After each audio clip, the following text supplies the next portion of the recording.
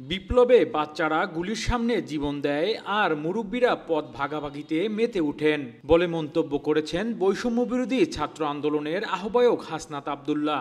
১৬ November সকালে রাজধানীর জাতীয় শিক্ষা ব্যবস্থাপনা একাডেমিতে শিক্ষা অধিকার সংসদ আয়োজিত এক আলোচনা সভায় তিনি একথা বলেন।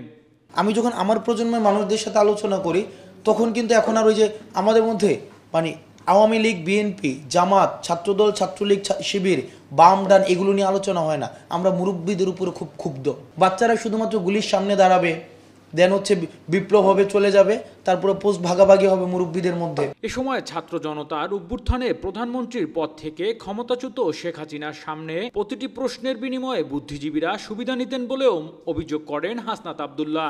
হাসনাত আব্দুল্লাহ বলেন, ২৪-এর দায়ভার এই বুদ্ধিজীবী মহল নেয় নাই, আমরা তাদেরকে দিব। এই আজকের এই পর্যায়ে পৌঁছানোর ২০০০ যেই শহীদ হয়েছে এই বিষয়টাকে আটকানো যেত, যদি পূর্বাঞ্চলের ফ্ল্যাটের লুপ ত্যাগ করা যেত, যদি আমরা দেখতাম বুদ্ধিজীবীরা যখন প্রশ্ন করতেন প্রত্যেকটা প্রশ্নের একটা বিনিময় মূল্য থাকতো।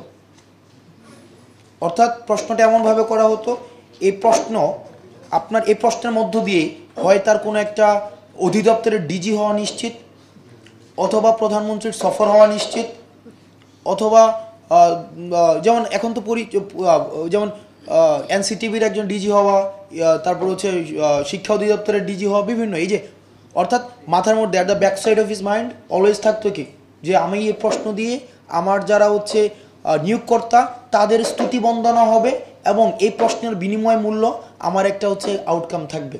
তরুণরা শুধু ইতিহাসের পাঠক নয়, এবার তারা ইতিহাস সৃষ্টি করছেন। Metro TV desk report.